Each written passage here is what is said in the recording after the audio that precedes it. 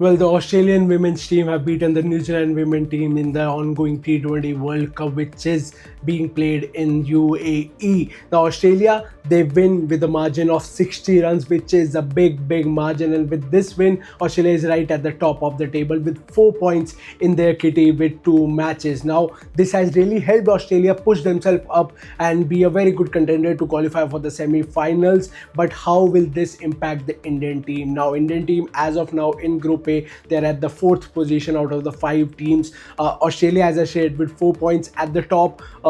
All the other teams are with 2 points, but Sri Lanka have 0 points to their name and they are at the bottom of the table. But what does India need to do now to qualify for the semi-finals? Well, of course they need to win both their matches.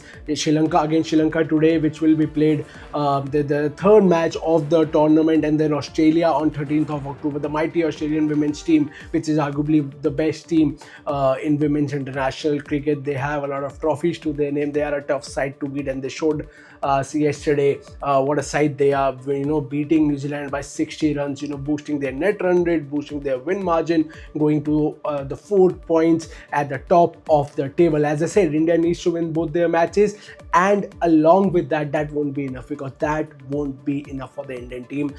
Apart from winning those 2 matches, they need to win the matches with a bigger margin, because ultimately everything will boil down to the net run rate. Because all the other teams, as I said, Pakistan, New Zealand, India, all these 3 teams are at 2 points, because all these 3 teams have 2 points. Australia have 4 points. These 3 teams will obviously have to win their respective matches, but with a bigger margin, so that they can qualify for the semis if it comes down to net run rate. Now, many fans are not happy with how the Indian team approached the Pakistan game, because they believed that since you are chasing a low total, you should have done it quicker. You should have made sure that your net run rate gets a boost and you are still in contentions for the semi-final after a shocking loss against New Zealand in the tournament opener for India. But Smriti Mandhana said that we did have net run rate in mind, but we made sure that we have to win the game first, and we will obviously work on the net run rate going ahead. And the next 2 matches, as I said, India need to win against Sri Lanka and Australia, and they need to win big